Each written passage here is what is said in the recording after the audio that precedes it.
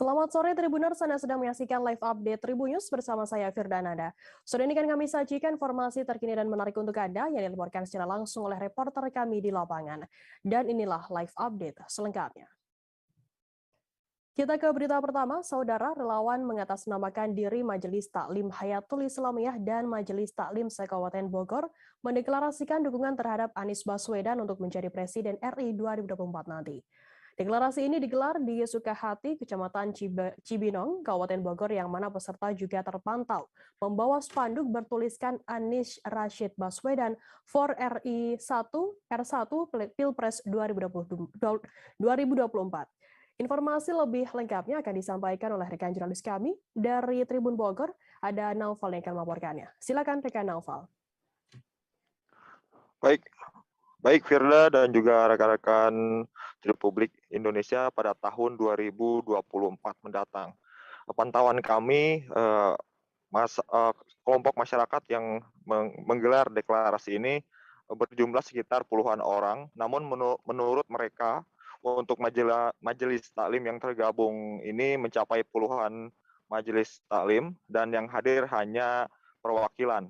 Menurut Ketua 1 DPP Area atau Aliansi Relawan Anies, untuk di Kabupaten Bogor sendiri mereka cukup optimis bisa memenangkan suara karena untuk pengalaman mereka pada pemilu atau pilpres sebelumnya di masa pilpres pencalonan Prabowo, mereka berhasil mengumpulkan suara terbanyak sekitar 72% karena mereka mengakui bahwa basis di Kabupaten Bogor untuk pendukung Anies Baswedan ini merupakan basis Prabowo di masa pencalonan presiden sebelumnya.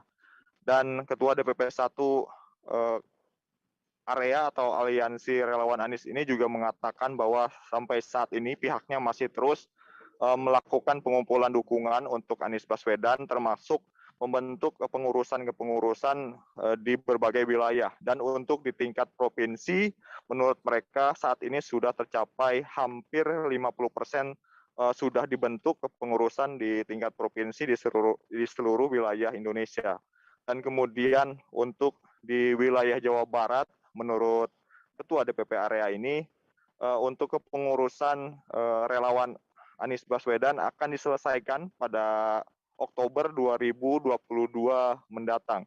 Dan Ketua DPP 1 ini juga menyatakan bahwa mereka optimis bisa memenangkan Anies Baswedan dalam pemilu 2024 mendatang dengan target 70% suara kemenangan. Demikian.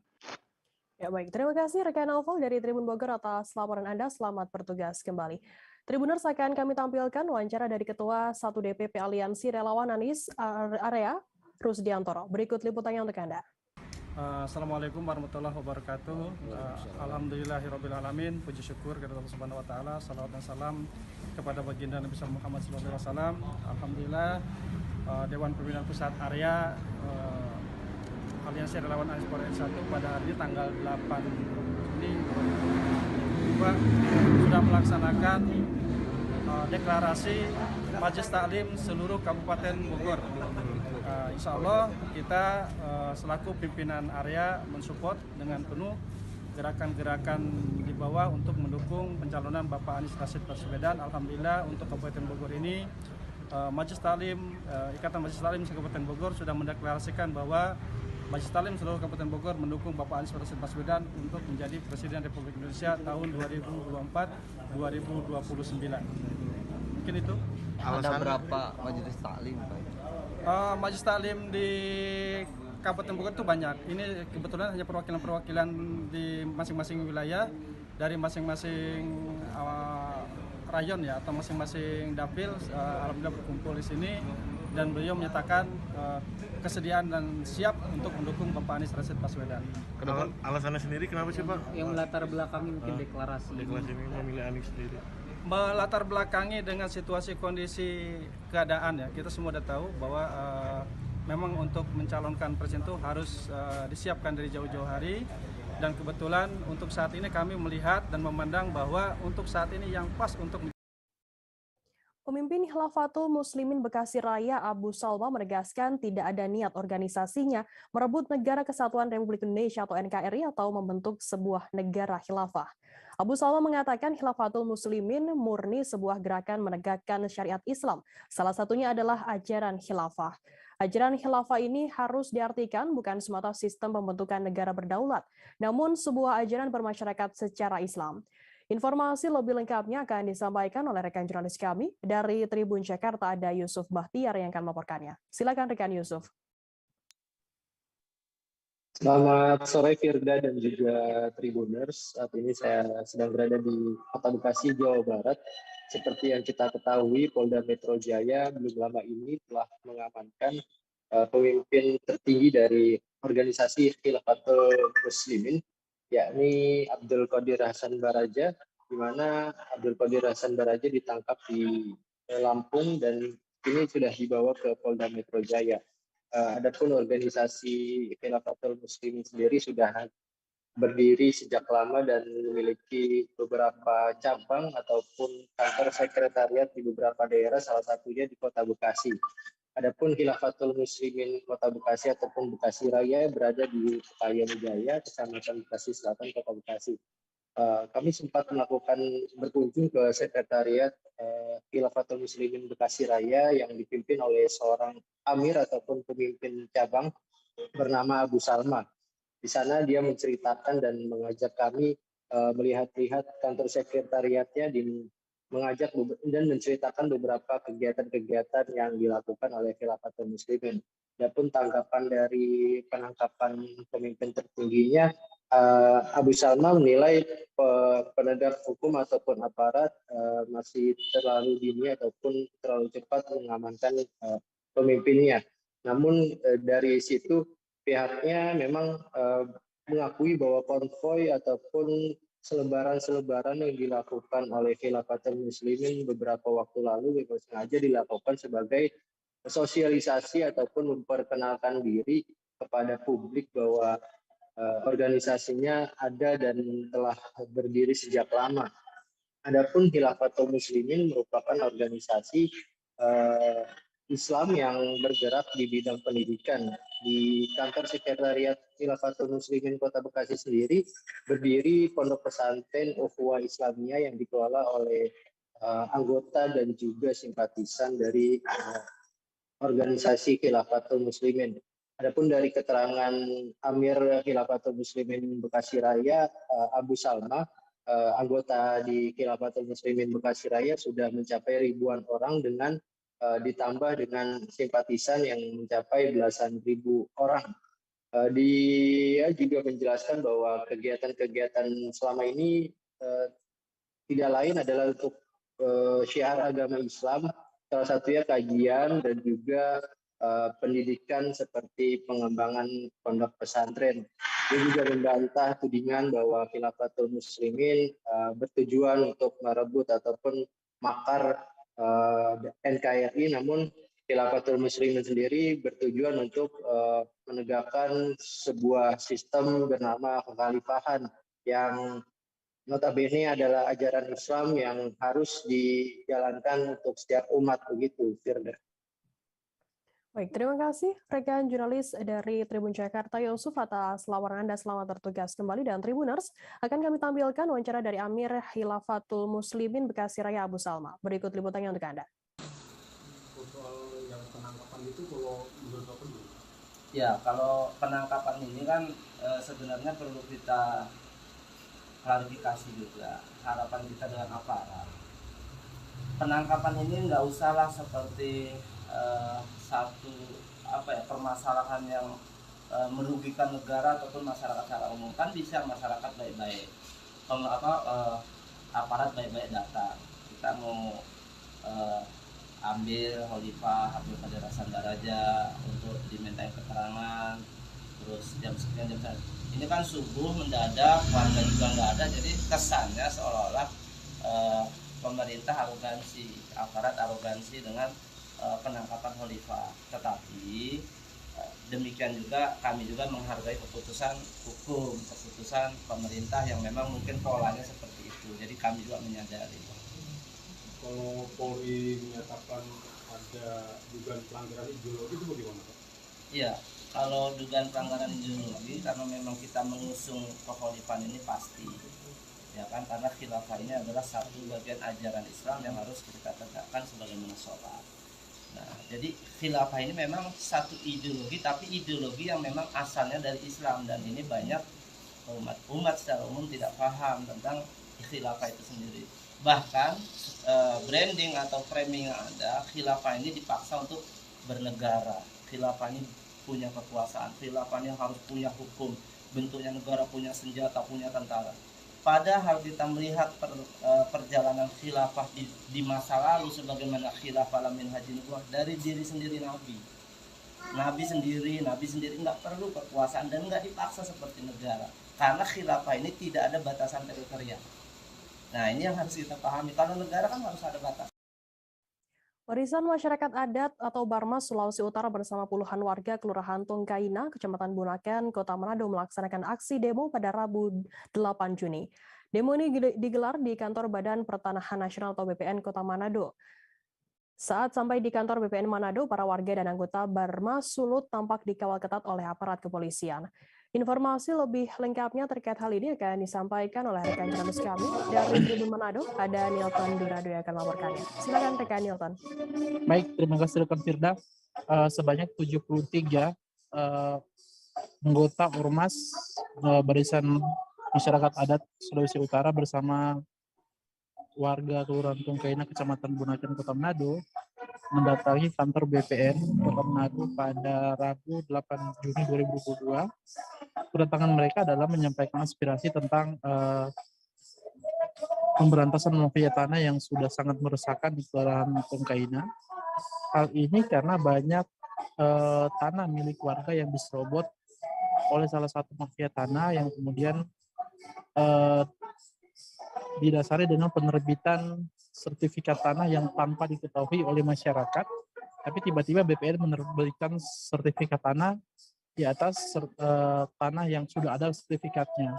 Sebanyak 212,5 hektar tanah masyarakat di Kelurahan Tungkaina terancam diserobot oleh perusahaan yang akan membangun hotel bintang 5 dan lapangan golf di Kelurahan Tungkaina. Nah, kedatangan masyarakat ini adalah untuk mempertanyakan kenapa sertifikat itu bisa terbit, sedangkan mereka juga punya sertifikat sendiri. Nah, masyarakat berdalih bahwa oknum mafia tanah yang inisial GH ini, yang disebut-sebut di depan demo kantor BPN kemarin, bekerja sama dengan oknum BPN yang ada di kantor BPN Kota Manado. Selain itu, mereka juga mempertanyakan kenapa bisa ada penerbitan sertifikat tanah, sedangkan pembahasan ganti ruginya masih sementara berlangsung. Nah, selain mengancam mendemo BPN lagi, mereka juga akan melakukan laporan pidana terkait penerbitan sertifikat tanah yang improsedural yang ditemukan di Kelurahan Tungkaina. Demikian rekan Firda. Ya, baik. Terima kasih rekan Nilton atas laporan Anda. Selamat bertugas kembali, dan Tribuners akan kami tampilkan wawancara dari seorang korban mafia tanah di Manado, yakni Cili Lanes. Berikut liputannya untuk Anda. Itu keputusan Mahkamah Agung tahun 95. Gun Hunandar menolak tidak ada pembelian tanah di Tungkaina. Itu baru perjanjian akan jual beli. Kenapa sudah terjadi ada sertifikat? Itu baru panjar. Itu baru panjar. Ini ada apa? Orang jangan berlindung untuk mafia tanah. Harus diberantas, dibasmi. Pak Presiden itu menginstruksikan, cari mafia tanah. Cari. Jadi saya korban. Masa tanah cuma 1,7, bikin sertifikat 4,8. Itu kan penipuan. Kami tidak kenal yang ada nama Dortea Sumola. Yang panjar membodohi, itu yang menipu kami, itu Gun Hunandar. Artinya Ibu punya tanah diserobot oleh orang lain? Ya, diserobot. Itu kan pencuri, penipu. Ibu nama siapa, Bu? Cili Lanes. Ada harapan, Bu? Harapan harus ada. Merdeka mesti habis kalau habis. Orang cari kebenaran. PC kalau PC, orang mau cari kebenaran. Tangkap mafia tanah, tangkap. Adanya retribusi bayar pajak dari negara terhadap setiap wajib pajak digunakan untuk membiayai pembangunan daerah. Hal tersebut seperti yang disampaikan oleh Bupati Bulungan, Syarwani saat sosialisasi tentang bagaimana optimalisasi pajak daerah pada Selasa 7 Juni di restoran Lepak Komai dan di Hotel Luminor bersama para pelaku usaha Tanjung Selor.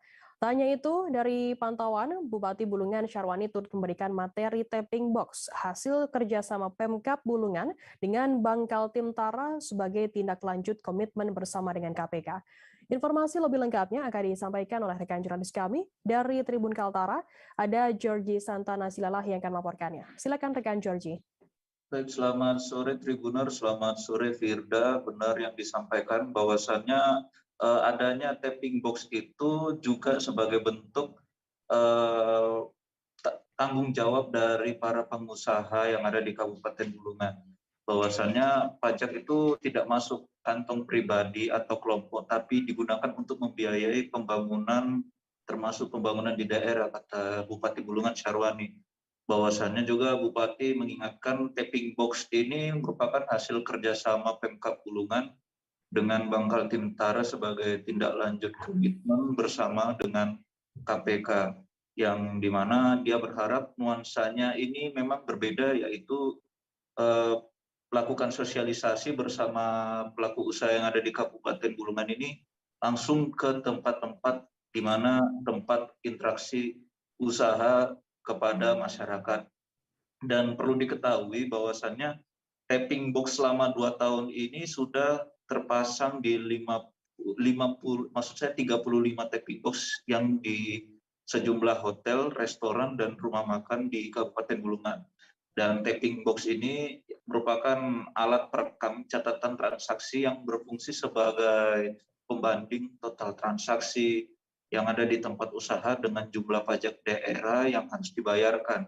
Bahkan Bapak Syarwani, Bupati Bulungan, ada mengatakan wilayah di Kabupaten Bulungan ini terdiri dari 10 kecamatan, 74 desa yang dimana tidak mungkin melaksanakan pembangunan sendiri.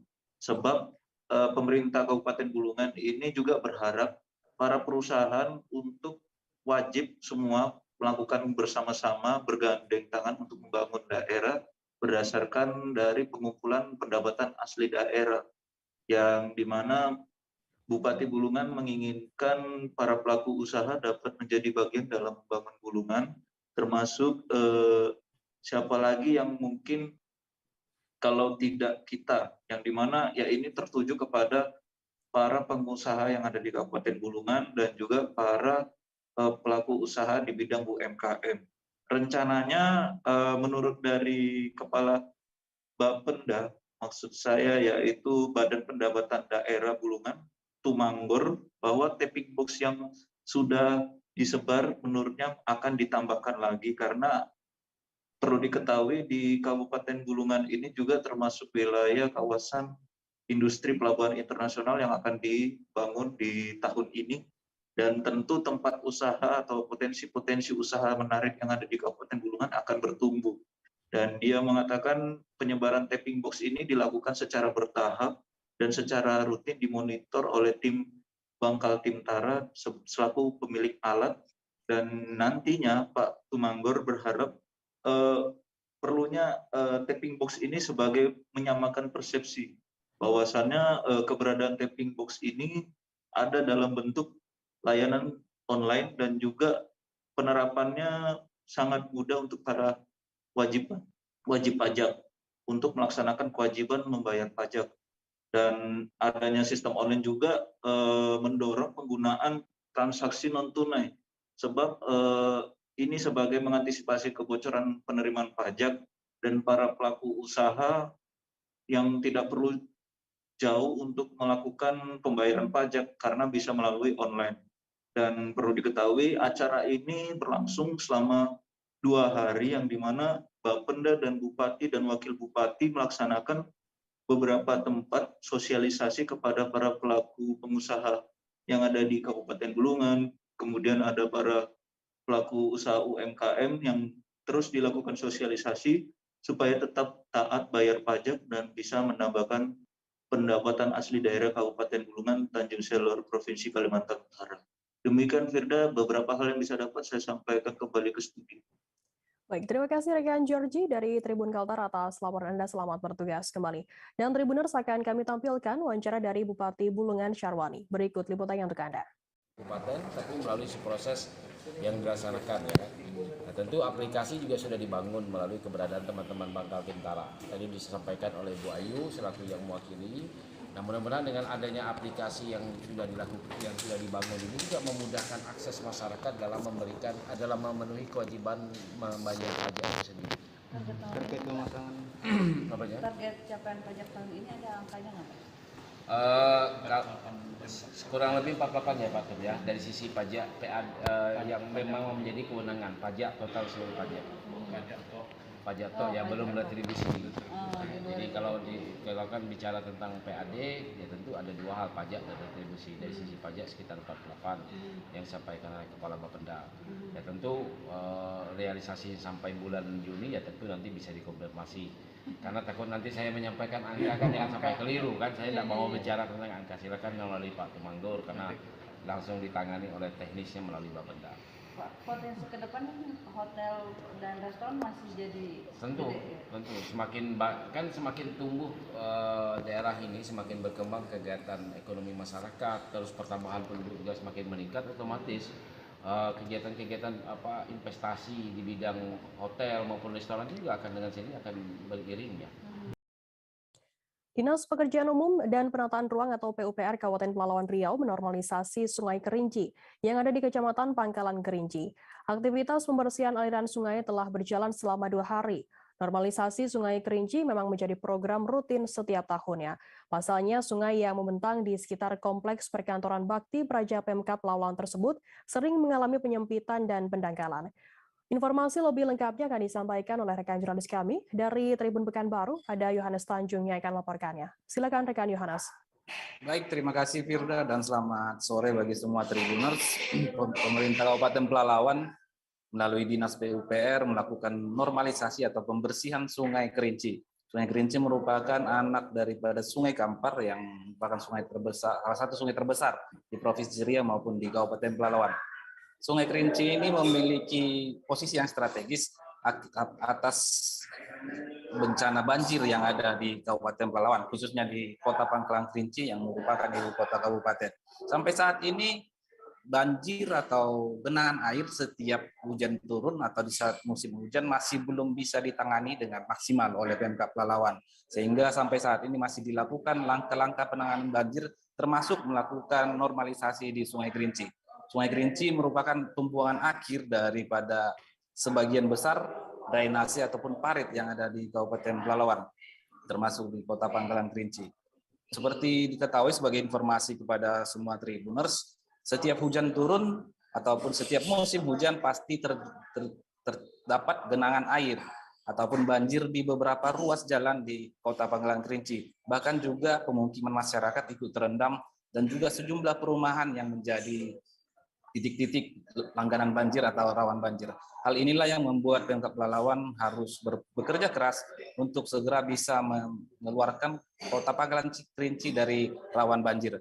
Sampai saat ini juga Pemkab Pelalawan telah mendesain atau membuat grand design drainase di Kota Pangkalan Kerinci untuk bisa bebas dari banjir. Memang diakui oleh Dinas PUPR sampai saat ini banyak parit ataupun drainase yang tersumbat maupun tidak berjalan optimal karena akibat dari pembangunan yang sampai saat ini bisa menutup parit dan juga aktivitas-aktivitas masyarakat lainnya. Melalui Kepala Bidang Sumber Daya Air Dinas PUPR Pelalawan, Latif Busromi menyatakan bahwasanya normalisasi itu akan dilakukan sepanjang belasan meter. Dari hulu sampai hilir Sungai Kerinci akan dinormalisasi, diperdalam ataupun dibersihkan ataupun diperluas sehingga air yang diakibatkan oleh hujan bisa tertampung di Sungai Kerinci dan teralirkan ke sungai besar sehingga tidak terlalu lama tergenang di beberapa titik yang rawan banjir. Kembali ke studio rekan Firda, dari saya Yohanes Tanjung, jurnalis Tribun Pekanbaru.com yang bertugas di Kabupaten Pelalawan. Baik, terima kasih rekan Yohanes Tanjung dari Tribun Pekanbaru atas laporan Anda. Selamat bertugas kembali. Kita beralih ke informasi selanjutnya, Saudara. Pemerintah memberangkatkan 6 kelompok terbang atau kloter jemaah haji yang diberangkatkan ke Tanah Suci pada hari ini. Sehingga total jumlah jemaah haji yang diterbangkan ke Arab Saudi berjumlah 2.366 orang. Sebanyak 2 kloter akan diberangkatkan dari embarkasi Jakarta Pondok Gede, lalu embarkasi Surabaya sebanyak 1 kloter, embarkasi Padang 1 kloter, dan Solo 2 kloter. Informasi lebih lengkapnya terkait hal ini akan disampaikan oleh rekan jurnalis kami. Dari tribunnews.com ada Fahdi Fahlev yang akan melaporkannya. Silakan rekan Fahdi. Ya, Firda, pemerintah hari ini memberangkatkan 6 kelompok terbang atau kloter jemaah haji ke Tanah Suci. Pada hari ini total jumlah jemaah haji yang diterbangkan ke Arab Saudi sejumlah 2.366 orang, diantaranya sebanyak 2 kloter diberangkatkan dari embarkasi Jakarta Pondok Gede, lalu embarkasi Surabaya sebanyak 1 kloter, lalu embarkasi Padang sebanyak 1 kloter, dan Solo 2 kloter. Sejauh ini jemaah haji yang telah tiba di Madinah yaitu sebanyak 1.949 orang, sehingga total jemaah yang telah diberangkatkan ke Tanah Suci sebanyak 11.592 jemaah. Jemaah haji yang masuk gelombang 1 ini seluruhnya mendarat di Bandara Amir Muhammad bin Abdul Aziz, Kota Madinah, hingga 9 hari ke depan, lalu diberangkatkan ke Kota Mekah untuk melanjutkan ibadah selanjutnya. Selain itu, Kementerian Agama juga memberangkatkan 4.204 petugas haji dari Indonesia ke Kota Mekah. Dalam pemberangkatan ini, para petugas ini akan menjalani tugas untuk menyiapkan kedatangan para jemaah haji di Kota Mekah. Selain itu, para petugas juga akan memberikan pelayanan kepada para jemaah haji yang berasal dari Indonesia.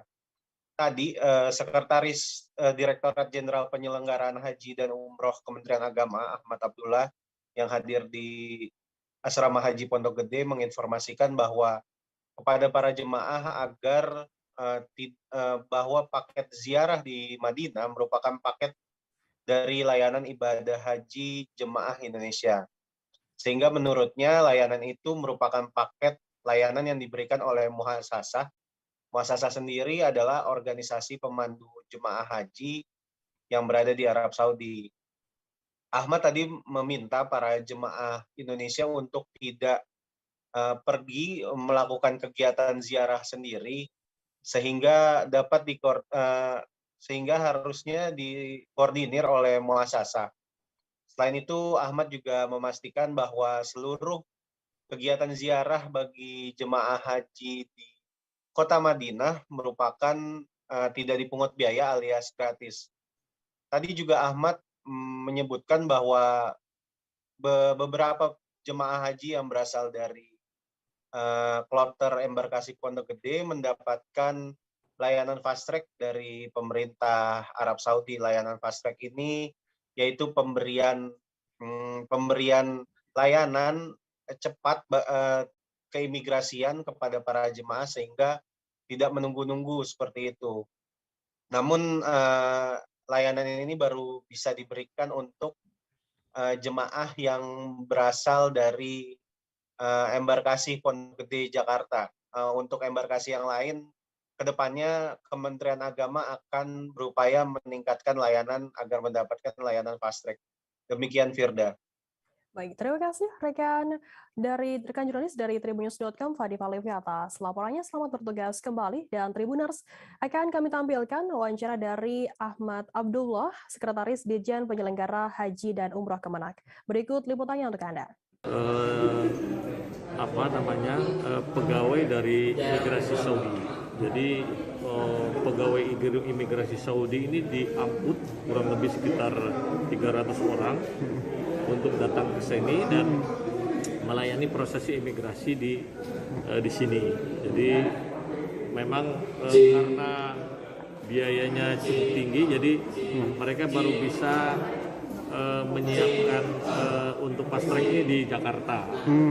Karena mereka juga keterbatasan SDM yang ada di sana. Karena di sana SDM-nya kan harus melayani jamaah haji seluruh dunia kan. Nah, yang bisa dikirim ke sini hanya untuk embarkasi Jakarta aja, gitu kan. Jadi ke depan mungkin kalau SDM-nya cukup bisa diperluas, fast track ini bisa di Solo, bisa di Surabaya. Rencananya mau di Surabaya, tapi karena keterbatasan tenaga ya akhirnya hanya dipusatkan di Jakarta. Itu layanan untuk semua negara atau Indonesia aja, Pak? Ya, karena jamaah kita. Munah dan Dewi Anari tak bisa membendung air matanya. Mereka menangis sambil menceritakan Narmi, 40 tahun, keluarganya yang tak kunjung pulang setelah pergi mengadu nasib menjadi buruh migran di Arab Saudi selama 13 tahun. Munah merupakan kakak kedua dari Narmi, sedangkan Dewi Anari adalah keponakan Narmi.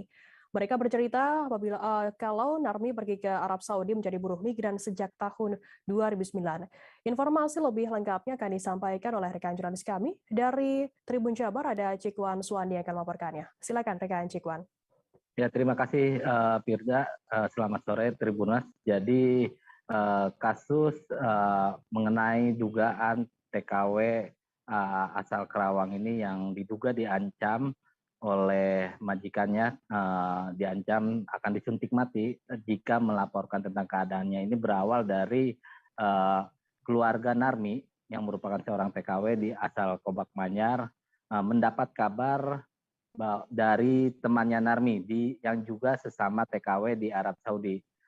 Jadi dari cerita Munah dan Dewi Anari yang merupakan keluarga dari Narmi sendiri, bahwa Narmi itu memang berangkat pada tahun 2019 dan pihak keluarga sama sekali tidak pernah mendapatkan kontak selama 13 tahun terakhir semenjak Narmi berangkat. Narmi sendiri saat pergi ke Arab Saudi menjadi TKW hanya meninggalkan seorang anak yang saat ini sudah berusia sekitar 23 tahun. Kemudian pada tahun sebelum Lebaran itu, menurut keterangan dari Munah dan Dewi Anari, mereka mendapatkan kontak mengenai Narmi, yaitu dari seorang sahabatnya yang sama-sama menjadi seorang buruh migran di Arab Saudi. Mereka mendapatkan kabar bahwa kondisi Narmi di Arab Saudi sangat memprihatinkan karena ia tidak mendapatkan upah yang layak. Bahkan tempat Narmi bekerja sendiri atau majikannya itu mengancam Narmi jika ia mengontak keluarganya ataupun teman-temannya. Jika sampai ketahuan, ia diancam akan disuntik mati oleh majikannya tersebut. Sehingga pihak keluarga pun merasa khawatir dengan kondisi Narmi yang 13 tahun tanpa kontak tersebut, sehingga meminta agar pemerintah untuk membawa pulang Narmi. Sementara pihak sponsor Narmi yang memberangkatkan Narmi sendiri ke Arab Saudi saat itu telah bangkrut atau gulung tikar, sehingga pihak keluarga pun kebingungan, sehingga pihak keluarga meminta agar kepada pihak pemerintah agar memulangkan Narmi ke Indonesia. Kemarin sendiri Kepala Kejaksaan Negeri Kerawang, Ibu Marta Parulina telah mengontak Atase Kejaksaan Riyadh untuk mencoba melakukan penyelidikan terhadap kasus Narmi ini. Dan kemudian dari Atase sendiri meminta agar keluarga Narmi mengirimkan surat secara langsung kepada email KBRI di Riyadh, sehingga dari atas kejaksaan sendiri yang ada di Riyadh itu akan melakukan penyelidikan. Dari pihak keluarga sendiri, Narmi ini diketahui berada di Sakah yang jaraknya itu hampir 9 jam dari Riyadh. Dan saat ini pihak pemerintah sendiri dari Disnaker Trans pun tengah berusaha untuk mencoba memulangkan Narmi. Jadi hampir seluruh pihak dari pemerintah Kabupaten Karawang saat ini tengah berusaha untuk menyelidiki dan membawa pulang Narmi kembali ke Indonesia. Demikian, Firda. Baik, terima kasih rekan jurnalis dari Tribun Jabar, Cikwan, atas laporan Anda. Selamat bertugas kembali. Tribuners, akan kami tampilkan wawancara yang tadi sudah diimbun oleh rekan Cikwan dari Munah dan Dewi Anari, kerabat dari Narmi. Berikut liputannya untuk Anda. Cuman pakai HP orang lain. Ya dikasih komunikasi juga sama majikannya. Pengen pulang cuma bilang doang, nanti mau cuti, udah mau pulang. Tapi sampai sekarang nggak pulang-pulang. Kemarin ada kabarnya itu, jadi dia tuh diancam terus sama majikannya, diancam suntik mati lah gitu ya, selalu disuntik sama majikannya. Diancamnya kalau ngomong mau pulang. Iya, mau pulang disuntik. Jadi disuntikkan terus kan. Kabarnya mama temennya udah agak stres. Diancamnya gimana tuh, Bu? Katanya kalau ada yang mau nulungin majikannya gitu, mau suntik mati gitu. Sama majikannya. Iya. Ibu tahu lokasi alamatnya Ibu Narmi itu di mana? Nggak tahu, cuma tahunya Damam aja dulu dia ngasih kabar. Kalau Ibu Narmi itu berangkat kapan sih? 2009. 2009. Berarti sejak kali dari Ibu Narmi? Ada kontak tadi kemarin tuh lebaran kemarin. Itu Ibu Narmi yang langsung kontak atau gimana? Iya, ke anaknya mah. Tapi ke dia mah itu ya temannya. Tapi nomor telepon itu aja gitu. Berarti menggunakan nomor telepon temannya. Kalau itu ketemu temennya di mana? Waktu riungan lebaran. Tapi sering ketemu sekarang juga. Kemarin juga ada kabar lagi, saya minta Sherlock ke temannya ya supaya ada alamat itu. Kasih sama dia Sherlocknya. Itu di daerah mana, Bu, dari Sherlocknya? Daerah Sakaka kalau itu mah, di Sherlock mah. Tapi enak di bawah. Selama di Arab Saudi pernah ngirimin uang nggak, Bu? Pernah, 3 kali selama 13 tahun itu. KM Putra Masbuar dilaporkan mengalami mati mesin di antara perairan Pulau Sermata dan Pulau Mawa, bagian selatan Kabupaten Maluku Barat Daya. Diketahui kapal tersebut berpenumpang 3 orang hilang di laut sejak 29 Mei lalu. Kepala Kantor SAR Ambon, Mustari, mengatakan satu korban yang selamat yakni Ari Onarelli yang saat itu turun dari kapal untuk mencari bantuan menggunakan perahu. Sedangkan 2 korban hilang dan yang tetap berada di kapal yakni Yusuf Imimpia dan Justus Okmemera. Informasi lebih lengkapnya akan disampaikan oleh rekan jurnalis kami dari Tribun Ambon, ada Alvin Risanto yang akan melaporkannya. Silakan rekan Alvin. Oke, baik, terima kasih rekan Firda. Jadi kapal KM Putra ini yang berjenis kayu dengan panjang kurang lebih 12 meter dengan lebar 3 meter ini diketahui pada tanggal 29 Mei 2022 lalu untuk membawa muatan kayu bertolak dari Pulau Lurang menuju Pulau Babar, Kabupaten Maluku Barat Daya. Namun naasnya pada di perairan pertengahan antara kedua pulau tersebut, kapal KM Putra ini mengalami mati mesin. Pada saat mengalami mati mesin, salah satu korban yang selamat saat itu Ari Onarelli langsung berinisiatif untuk melakukan pencarian pertolongan dengan menumpang perahu, dan 2 orang lainnya ya Yusuf Imimpia dan Justus Okmemera ini menunggu di KM Putra itu sendiri. Namun pada saat tanggal 4 Juni kemarin dari pihak keluarga kedua korban ini yang hilang sampai saat ini memberitahukan kepada tim Basarnas Ambon, dan pada tanggal 6 Juni kemarin tim Basarnas Ambon mulai melakukan pencarian terhadap kedua korban ini itu sendiri. Namun hingga saat ini tim SAR dari Basarnas Ambon belum juga menemukan tanda-tanda keberadaan dari kedua korban yang dinyatakan hilang pada tanggal 29 Mei 2022 lalu. Begitu rekan Firda.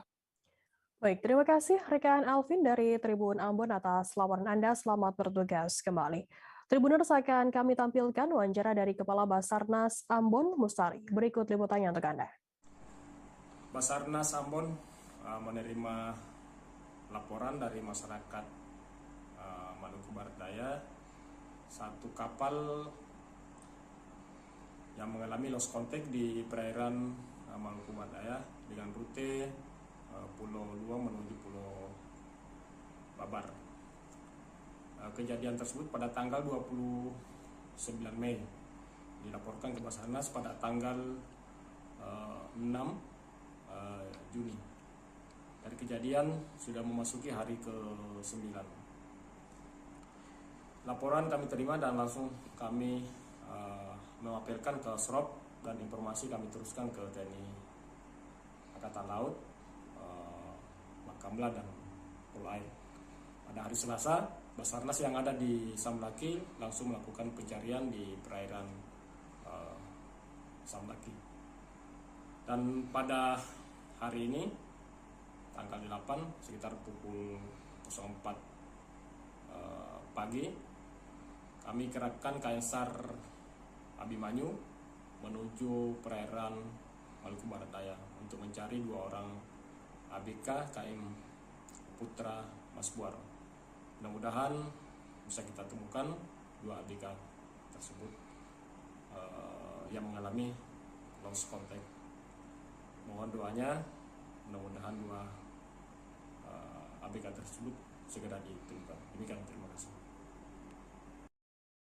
Bayi kembar siam asal Kabupaten Asahan merupakan kasus langka yang pernah terjadi. Sebab bukan hanya bagian dada sang bayi saja yang menyatu, telapak tangan bayi juga berada di bagian kaki yang berjumlah 3. Sekretaris Tim Penanganan Bayi Kembar Siam RSUP Haji Adam Malik, Dr. Rizky Adriansyah mengatakan sampai saat ini tim dokter masih melakukan perawatan intensif guna memastikan kondisi kesehatan bayi tetap stabil. Informasi lebih lengkapnya terkait hal ini akan disampaikan oleh rekan jurnalis kami dari Tribun Medan, ada Anugrah yang akan melaporkannya. Silakan rekan Anugrah. Ya, selamat sore Firda dan juga Tribuners. Nah, saya dapat melaporkan bagaimana situasi atau kondisi terkini dari bayi kembar yang asal Kabupaten Asahan yang kemarin pada Selasa lalu itu lahir di rumah sakit di Kisaran dari seorang ibu dari Sri Suryadi dan ayahnya adalah Jumat maksudnya. Kemudian semalam memang sejak hari Selasa kemarin bayi kembar itu lahir sekitar pukul 8 pagi. Nah, kemudian semalam memang kondisi bayi sudah cukup baik sejak melahirkan.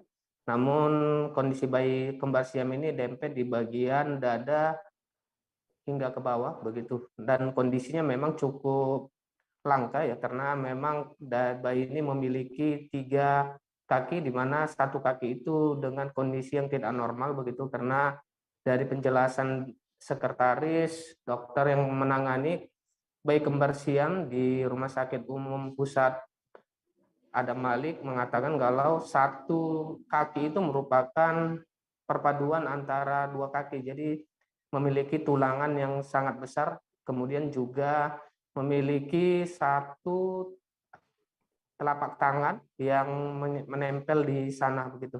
Nah, karena itu kondisinya semalam dari pihak dokter sendiri menyatakan sampai sejauh ini pihaknya masih melakukan upaya agar kondisi dari bayi ini tetap stabil dan normal sebelum nantinya akan dilakukan pemeriksaan lebih jauh. Apakah nanti di dalam pemeriksaan ini akan menyangkut mengenai apakah organ-organ di dalam tubuh sang bayi ini lengkap seperti paru-paru, kemudian hati dan sejumlah organ tubuh lainnya. Nah, ini memang belum diperiksa dan dijadwalkan akan diperiksa pada 2 atau 3 hari ke depan. Nah, namun bisa saya kabarkan bagaimana semalam juga Dokter Reja menyatakan kalau pihaknya juga belum memutuskan apakah nantinya bayi kembar siam ini akan dilakukan pembedahan gitu atau pemisahan, karena mengingat kondisi organ tubuh dari kedua bayi ini memang tidak lengkap karena dari 2 bayi dengan bobot 5,6 kilogram ini hanya memiliki 3 kaki begitu. Sementara nantinya dikhawatirkan pastinya tentu setelah proses pembedahan atau pemisahan bayi ini nantinya akan membuat salah satu bayi ini akan mengalami cacat. Nah, begitupun nanti tim dokter akan berkomunikasi dulu melihat dari berbagai perspektif, bagaimana juga dari perspektif kedokteran dan juga dari sisi agamanya apakah ini layak untuk dilakukan pemisahan.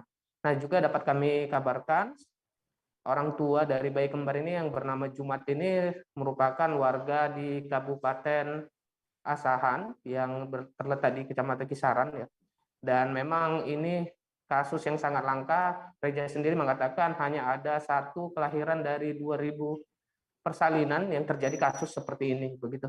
Dan memang bayi ini lahir dari orang tua yang kurang mampu begitu. Jadi kemarin memang sempat terjadi kendala ketika pertama kali bayi ini lahir di Kisaran karena memang orang tua dari bayi ini tidak memiliki BPJS kesehatan. Nah, namun beruntungnya semalam dari pihak pemerintah Kabupaten Asahan kemudian turut membantu bagaimana bisa merujuk bayi ini agar bisa dirawat lebih lanjut di Rumah Sakit Umum Pusat Haji Adam Malik di Kota Medan. Nah, begitu yang bisa saya kabarkan, Firda. Ya, baik. Terima kasih rekan Anugrah dari Tribun Medan atas laporan Anda. Selamat bertugas kembali. Dan Tribuners, jurnalis kami tadi juga sudah menghimpun keterangan dari Sekretaris Tim Penanganan Bayi Kembar SIAM RSUP Adam Malik, Dr. Rizky Adriansyah. Berikut liputannya untuk Anda. Saya lagi meminta kepada seluruh dokter yang terkait dengan bayi kembar siam ini untuk melakukan pemeriksaan sesuai dengan keilmuannya. Tadi sudah saya sampaikan, bedah anak, bedah tulang, ya dokter anak sendiri, dokter baru khusus di ruang NICU, ini kita minta pandangannya, ya kan. Nah, setelah itu mungkin nanti ada pandangan dari aspek etika juga. Nah, dari aspek etik itu apakah etis untuk memisahkan bayi dalam kondisi yang satu sudah pasti cacat. Kalau memang seandainya kita berpikirnya seandainya bisa dipisah ya, apakah etis memisah bayi dengan kondisi salah satunya tetap cacat? Yang cacat salah satu sudah pasti, cacat dua-dua mungkin iya, ya kan? Cacat salah satu ya sudah pasti. Kenapa? Nggak mungkin dua-dua dapat kaki, kan begitu. Nah, ini memisahkan bayi dalam kondisi seperti itu, aspek etika kedokteran juga harus jadi pertimbangan, aspek agama juga jadi pertimbangan. Apakah tidak nanti ke depan lebih baik hidup dalam kondisi mereka bersama atau memang harus dipisah? Pertimbangan agama, pertimbangan etika. Jadi tidak hanya pertimbangan medis yang menjadi pertimbangan kita. Pertimbangan Jembatan penghubung jalan lintas Komering di Desa Bantan Pelita, Kecamatan Buai Pemuka Peliung, Kabupaten Oku Timur ambruk pada Selasa 7 Juni malam. Ambruknya jembatan tersebut diduga akibat angin kencang disertai hujan deras sehingga membuat aliran sungai di bawah jembatan semakin deras hingga mengikis tanah. Informasi lebih lengkapnya akan disampaikan oleh rekan jurnalis kami dari Tribun Sumsel, ada Edo Pramadi yang akan melaporkannya. Silakan rekan Edo. Baik Tribuners, bisa saya laporkan bahwa keadaan jembatan itu saat ini sudah dipasang jembatan darurat yang terbuat dari kayu. Nah, jadi jembatan darurat yang terbuat dari kayu itu diperuntukkan untuk pejalan kaki ataupun pengendara sepeda motor. Nah, selanjutnya untuk kendaraan roda 4 ataupun mobil itu terpaksa harus dialihkan bisa melalui jalan Desa Pemetung Basuki. Selanjutnya, untuk informasi terbaru mengenai kondisi jembatan itu terlihat jalan jembatan memang sedikit merosot ke bawah. Namun di jembatan itu saat ini pihak dari UPTD Provinsi Sumsel, PUBM, yang disampaikan langsung oleh Kepala UPTD Ibnu Holdun, ia menyampaikan bahwa dalam waktu dekat akan dipasang jembatan rangka baja. Nah, jadi jembatan rangka baja itu nantinya difungsikan sebagai jembatan sementara agar bisa dilewati kendaraan roda 4, namun yang beratnya di bawah 3 ton.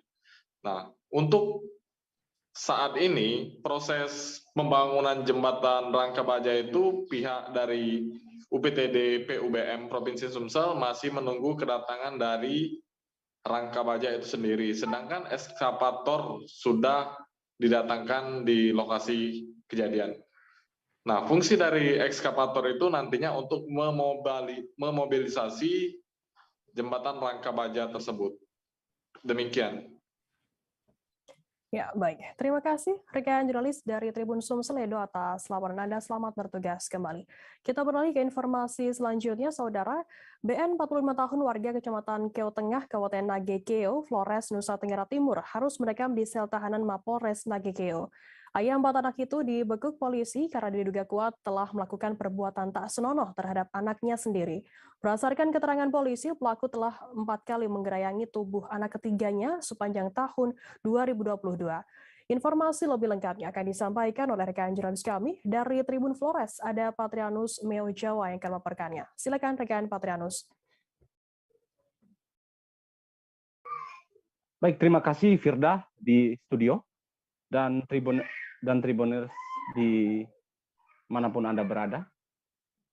Dari Kabupaten Nagekeo, Provinsi Nusa Tenggara Timur, dapat kami laporkan terkait temuan terbaru kasus perbuatan asusila terhadap anak di bawah umur, Firda.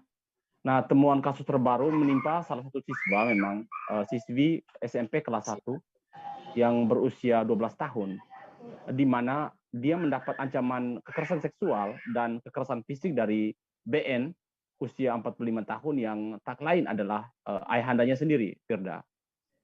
Nah, Firda dan Tribuners, kasus yang menimpa si pelajar SMP kelas 1 ini menambah daftar panjang kasus kekerasan seksual terhadap anak di bawah umur. Kami melaporkan bahwa berdasarkan pengaduan masyarakat yang sudah diterima pihak kepolisian Resor Nagekeo, di pertengahan tahun 2022 ini, Firda, setidaknya sudah terjadi 7 laporan kasus asusila yang menimpa anak-anak. Nah, Firda dan Tribuners di rumah, kembali ke pokok informasi bahwa BN atau terduga pelaku merupakan warga Kecamatan Keo Tengah, Kabupaten Nagekeo, Provinsi Nusa Tenggara Timur, dan saat ini memang telah mendekam di sel tahanan Mapolres Nagekeo. Aksi pelaku ini, Tribuners, terhadap anaknya sendiri selalu terjadi di saat keadaan rumah sedang sepi. Nah, berdasarkan laporan atau berdasarkan keterangan polisi, pelaku mengaku telah 4 kali menggerayangi tubuh anaknya itu, sudah 4 kali sepanjang tahun 2022. Nah, tadi saya konfirmasi ke Kastres Polres Nagekeo, itu Rifai, polisi mengancam pelaku dengan Undang-Undang Nomor 17 tahun 2016 atas perubahan Undang-Undang Nomor 23 tahun 2022 tentang perlindungan anak, pasal 76 junto pasal 81 dengan ancaman pidana 12 tahun penjara, Firda. Nah, sementara Firda dan Tribuners, terkait dengan upaya penanganan kasus asusila terhadap anak, dalam penanganan kasus asusila anak yang dilakukan BN terhadap anaknya itu, Firda, di bidang rehabilitasi sosial di Dinas Sosial Kabupaten Nagekeo, melalui pekerja sosial profesional, telah melakukan pendampingan terhadap anak atau korban sejak proses berita acara di Polres Nagekeo hingga nanti saat di persidangan di pengadilan. Nah, tindakan yang dilakukan oleh Dinas Sosial ini tadi sudah saya konfirmasi ke Kepala Dinas Sosial Kabupaten Nagekeo, Bapak Rufus Raga. Nah, Firda, untuk kelancaran proses BAP, Dinas Sosial juga sudah mendatangkan psikolog di dinas untuk mendampingi sekaligus melakukan konseling kepada anak-anak yang menjadi korban kekerasan seksual maupun kekerasan fisik. Nah, saat ini Dinas Sosial Kabupaten Nagekeo sudah mulai melakukan home visit ke tempat tinggal para korban melalui bidang rehabilitasi sosial dan LK3. Saat home visit, Firda, juga dilakukan konseling pada anak dan pemberian ART terapi pada anak. Jadi untuk penanganan lanjutan dijadwalkan akan dilakukan kembali oleh Dinas Sosial pada hari Jumat tanggal 10 Juni tahun 2022 besok, Firda. Demikian dulu, Firda, laporan dari saya, Firda. Baik, terima kasih rekan Patrianus dari Tribun Flores atas laporan Anda. Selamat bertugas kembali. Akan kami tampilkan Tribuners wawancara yang tadi sudah diimpun oleh rekan Patrianus dari Ibtu Rifai Kasat Reskrim Polres Nagekeo. Berikut liputannya untuk Anda. Benar, pada saat sekarang ini kami Satuan Reskrim Polres Nagekeo di unit perlindungan perempuan dan anak saat ini sedang memproses dugaan perkara pencabulan anak kandung yang diduga dilakukan oleh tersangka inisial BN, umur kurang lebih 45 tahun, dan benar saat ini yang bersangkutan sudah kami proses, sementara proses, dan sudah kami tahan untuk kepentingan proses tersebut. Ini terjadinya terhadap anak kandung korban Bunga inisial AMP, kurang lebih 12 tahun, saat ini lagi duduk di bangku kelas SMP di sebuah sekolah di desa Foto Uji Timur, Kecamatan Keotenga, Kabupaten Nagekeo. Ini terjadinya terakhir kali di bulan Mei, sekitar tanggal 12 Mei tahun 2022. Ini perbuatan yang bersangkutan terhadap anak kandungnya ini adalah perbuatan berulang sejak April 2022. Jadi kurang lebih ada 4 kali yang dilakukan oleh pelaku terhadap korban.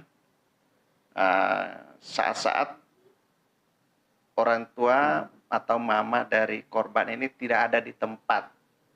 Kejadiannya itu terakhir kali bulan Mei, tanggal 12 Mei 2022 ini, mamanya dengan anak pertama dan anak keduanya itu sedang berada di Watu Api.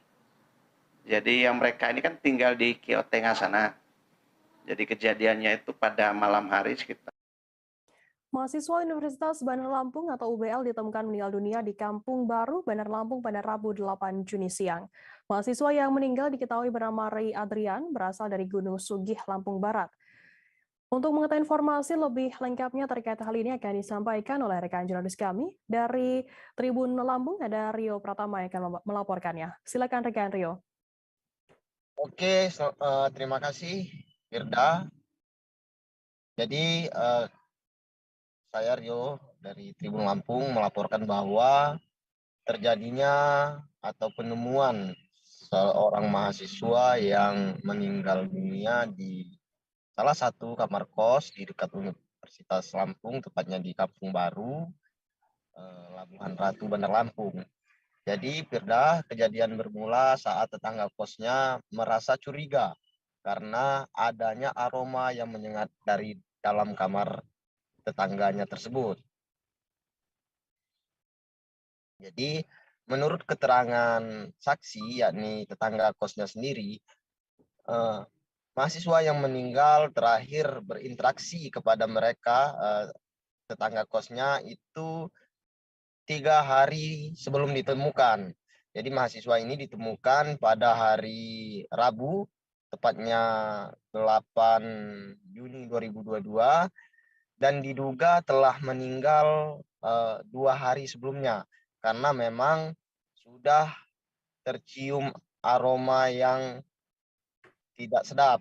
Kemudian di samping itu juga terdapat, menurut keterangan saksi, terdapat adanya alat yang memenuhi pintu kamar dari mahasiswa yang meninggal ini. Di awal menurut keterangan saksi, mereka tidak menduga bahwasanya adanya yang meninggal dunia. Mereka hanya mengira itu sebatas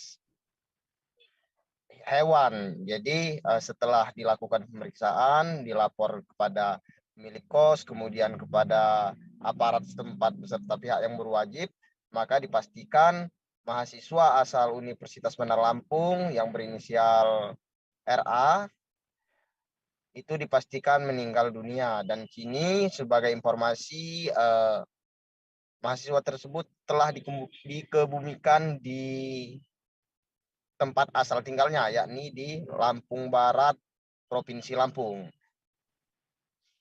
Jadi belum tahu pasti penyebab meninggalnya hingga saat ini yang bisa kami laporkan, karena polisi masih mencari barang bukti dan mengumpulkan data-data selanjutnya. Jadi hingga sekarang belum tahu pasti penyebab meninggalnya mahasiswa Universitas Bandar Lampung yang ditemukan di dalam kosannya. Oke Firda, itu yang bisa kami laporkan dari Tribun Lampung. Ya. Terima kasih. Baik, terima kasih rekan jurnalis dari Tribun Lampung, Rio, atas laporan Anda. Selamat bertugas kembali. Dan Tribuners, akan kami tampilkan wawancara dari seorang tetangga kos dari korban bernama Ardi. Berikut liputannya untuk Anda. Kronologi awal ya. Bisa saya ceritakan seperti ini. Kronologi awalnya, semalam kita nongkrong di depan kamar sini, mencium bau tidak sedap. Pikir awal kita bau dari bangkai tikus atau sejenisnya. Kita hirauin aja. Setelah itu, tadi pagi menjelang siang sekitar jam 11-an, saya mau menjemur pakaian, lewat depan kamar sini, tercium bau tidak sedap, seperti semalam. Terus ada beberapa lalat gede berasal dari kamar si korban. Karena penasaran, saya coba panggil dan saya gedor pintunya, tidak ada respon. Kemudian saya telepon ibu kos, yang kebetulan ibu kos lagi di luar kota, minta konfirmasi bahwasanya ada kejadian seperti ini, mencurigakan. Terus ibu kos hubungin yang ada di rumah, kebetulan dari anak ibu kos, untuk minta kunci untuk bisa dibuka. Tapi ternyata tidak bisa dibuka, karena kunci dari pemilik kamar masih ada di lubang kuncinya. Terus karena kita masih penasaran, dibantu dengan pemilik kos, coba kita lihat dari lubang angin. Yang terlihat hanya kaki dari si korban. Kemudian kita coba hubungi pihak berwenang, pihak aparat setempat yaitu RT. Kemudian dari RT lanjut ke Babin setempat. Terus kita minta konfirmasi, kita lihat atau di tempatnya kita sobek jaring angin-angin atau ventilasi untuk kita memastikan keadaan si korban, karena baunya seperti itu. Kita masukkan HP, ternyata positif. Korban milik kamar meninggal dunia. Terakhir kita interaksi kapan? Terakhir interaksi kebetulan teman saya yang disapa itu sekitar Senin siang. Polres Malang menganalisa teka-teki janggal dalam kasus dugaan pembunuhan yang menimpa W, 70 tahun, warga Desa Bocek, Kecamatan Karangploso, Kabupaten Malang, Jawa Timur. Kapolres Malang AKBP Verly Hidayat menjelaskan luka yang dialami W diakibatkan oleh benda tumpul. W ditemukan tergeletak di dalam dapur dengan posisi wajah tertutup. Informasi lebih lengkapnya akan disampaikan oleh rekan jurnalis kami dari Surya Malang, ada Erwin Wijaksono yang akan melaporkannya. Silakan rekan Erwin. Ya, baik, terima kasih Firda. Ya, sampai saat ini Polres Malang masih menganalisa teka-teki janggal yang terdapat dalam kasus dugaan pembunuhan yang dialami oleh seorang perempuan berusia 70 tahun berinisial W, asal Desa Bocek, Kecamatan Karangploso, Kabupaten Malang. Teka-teki janggalnya adalah saat W ditemukan di rumahnya saat itu pada Selasa 7 Juni 2022, sekitar pukul 7 pagi, W ditemukan dengan kondisi luka-luka di bagian kepalanya dengan tertutup bantal. Dan saat itu W ditemukan dengan bersimbah darah dan ditemukan sebuah pecahan di sekitar bagian kepalanya begitu. Sebelum W ditemukan, waktu itu seorang cucu dari W berinisial MS sedang keluar dari rumah dan menemui tetangganya yang berada di 50 meter di sekitar rumah tersebut. Nah, saat MS keluar, MS sendiri terluka parah dengan kondisi leher dengan beberapa sayatan di lehernya dan juga di bagian perutnya begitu. Nah, saat MS keluar dari kamar ini, dari rumah ini, MS meminta tolong kepada tetangganya agar segera masuk ke dalam rumah untuk menolong sang nenek. Kemudian saat itu tetangga yang sangat penasaran mengunjungi rumah W ini dan kemudian menemukan W dengan kondisi sudah tak bernyawa. Kejanggalannya adalah ketika kedua orang yang tinggal di satu rumah ini mengalami luka-luka yang sampai saat ini masih belum ditemukan penyebab ataupun motif dari pelaku tersebut. Nah, desas-desus yang berkembang dari kasus ini adalah seperti yang disampaikan oleh Kapolres Malang AKBP Ferly Hidayat menerangkan bahwa ada sebuah kecekcokan antara W dan NS. W dan NS ini adalah hubungannya adalah seorang nenek dan seorang cucu. MS tidak memiliki ibu karena sudah meninggal beberapa tahun lalu dan ayahnya sendiri sampai saat ini sudah tidak lagi di rumah tersebut. Dan W dan MS sendiri saat ini sedang sudah dilakukan pemeriksaan di otopsi dan MS sendiri masih menjalani perawatan di Rumah Sakit Saiful Anwar, Kota Malang. Hingga saat ini polisi masih belum bisa meminta keterangan dari MS karena MS sendiri masih menjalani perawatan intensif dan mungkin akan mencuat petunjuk-petunjuk yang lebih dalam karena MS sendiri merupakan saksi kunci dalam peristiwa tersebut. Nah, berdasarkan informasi yang kami gali dari warga setempat yang menerangkan bahwa sebelum kejadian ini terjadi, tidak ada satupun orang yang mencurigakan yang ditemukan ataupun yang berseliweran di sekitar rumah W tersebut. Sehingga praktis kemungkinan ataupun dugaan yang mencuat dalam kasus ini hanya menyisakan MS dan W yang sedang berada di rumah pada pagi itu. Nah, sampai saat ini berdasarkan informasi yang kami dapat dari Satreskrim Polres Malang yang menerangkan bahwa pihaknya telah memeriksa 8 orang saksi yang terdiri dari anggota keluarga, tetangga, dan orang-orang terdekat dari rumah W tersebut.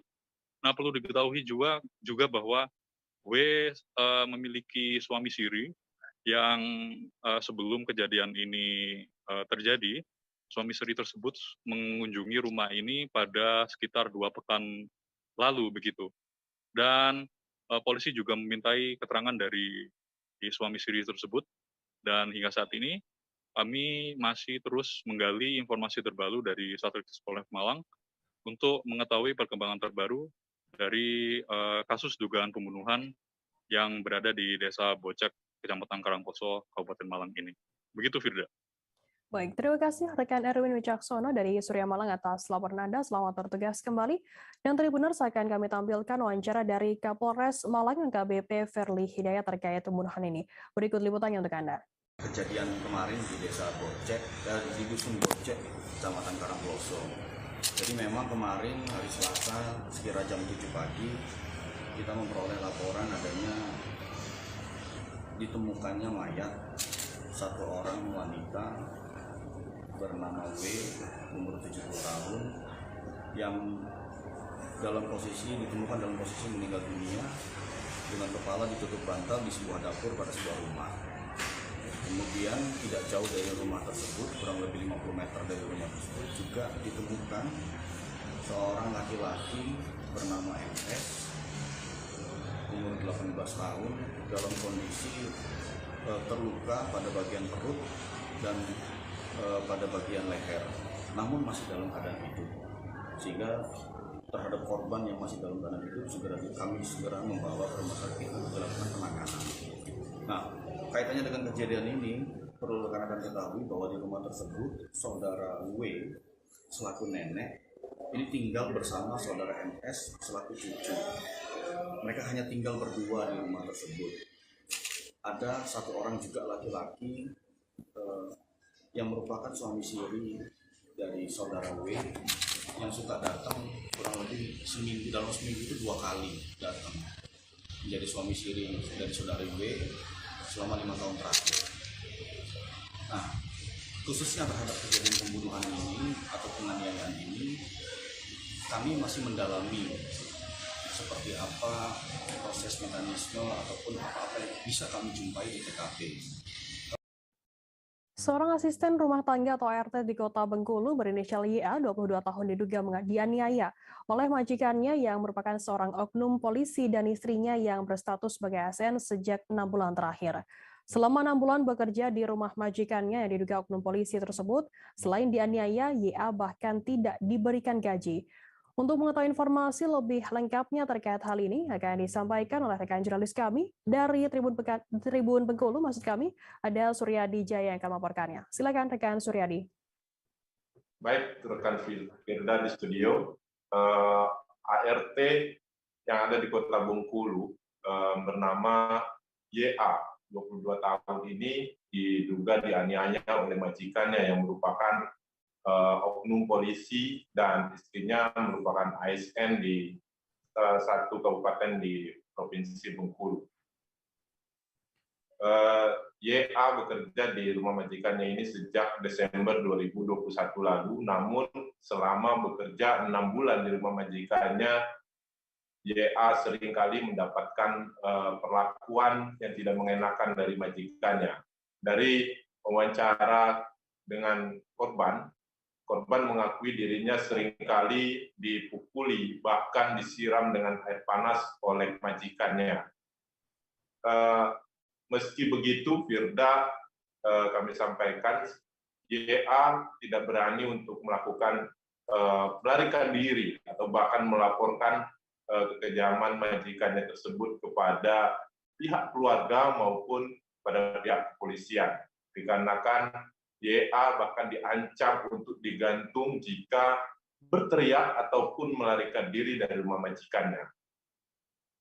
Hal ini terungkap saat warga yang berada di sekitar rumah oknum polisi tersebut bersama-sama menjemput YA karena merasa kasihan dengan kondisi YA yang sudah sangat mengenaskan. Saat dijemput, warga yang berada di sekitar lokasi pun mengungkapkan kondisi YA dengan bekas luka bakar di sekujur tubuh, bahkan diakui YA pernah ditempel setrika panas di bagian punggungnya, bahkan pernah juga disiram air cabai karena hanya kesalahan kecil. Saat menyetrika, contohnya saat YA mengantuk, diduga majikannya langsung mengikatkan tali ke leher YA dan langsung mengangkat YA ke atas menggunakan tali tersebut dengan berkata, sudah ngantuknya. Itu beberapa pengakuan dari korban terkait perlakuan majikannya terhadap dirinya selama 6 bulan. Tidak hanya sampai situ saja, YA mengaku dirinya tidak pernah sepeser pun menerima gaji atas pekerjaan yang telah dia lakukan. Untuk melaporkan kejadian tersebut ke pihak keluarga, handphone milik YA pun dirusak oleh majikannya, sehingga tidak ada lagi jalan keluar untuk melaporkan kondisi tersebut. Warga yang menjemput YA di rumah majikannya tersebut pun mengantarkan YA ke Mapores Bengkulu untuk melaporkan tindakan penganiayaan oleh majikannya tersebut. Hingga saat ini, kasus ini sudah ditangani oleh Polres Bengkulu dan Polda Bengkulu. Untuk di Polda Bengkulu,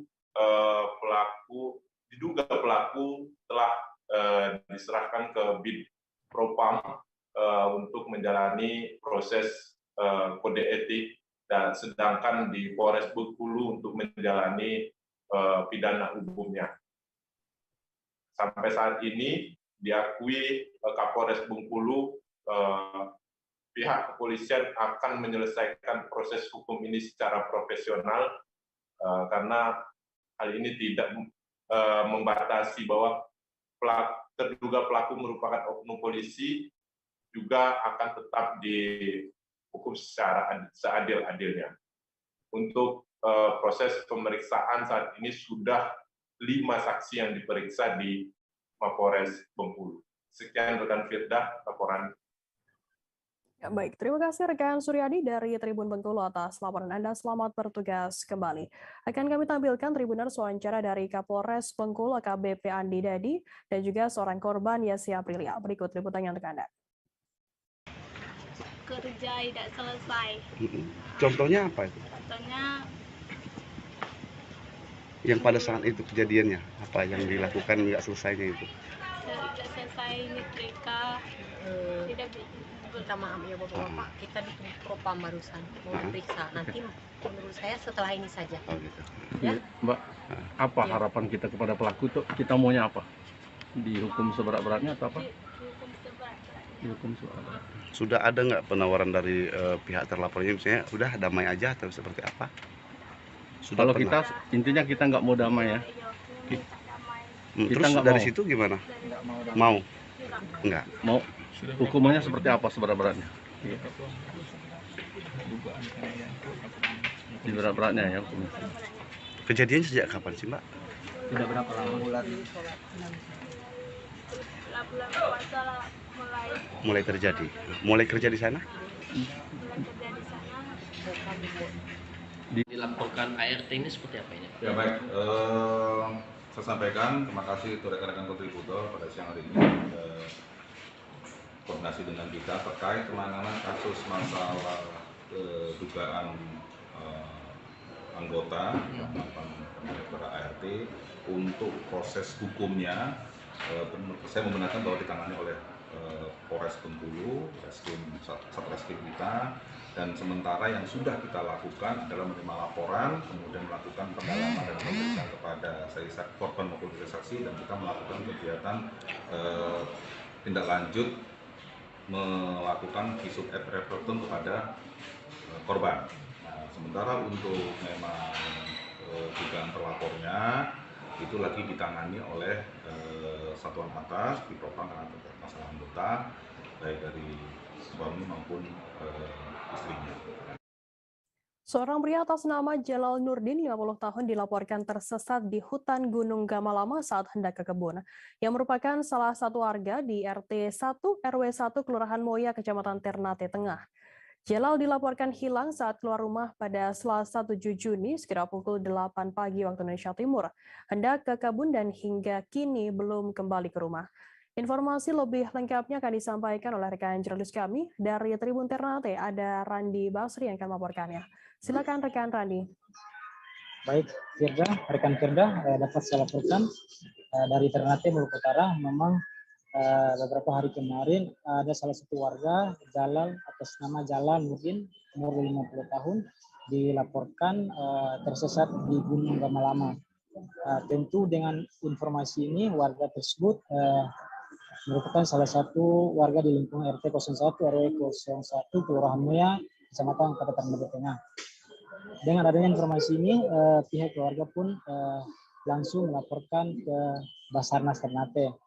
Setelah menerima informasi dari warga, Basarnas Ternate pun langsung mengerahkan beberapa personil untuk proses melakukan pencarian terhadap warga Moya tersebut. Diketahui dari penjelasan yang disampaikan Kepala Basarnas Muhammad Arafa melalui Kepala Seksi Operasi dan Siaga Basarnas Ternate, Bram Madia, menyebut pihaknya menerima informasi berdasarkan kronologis yang dihimpun, di mana warga tersebut pada awalnya bergerak dari rumah sekitar pukul 08 waktu Indonesia Timur hendak ke kebun.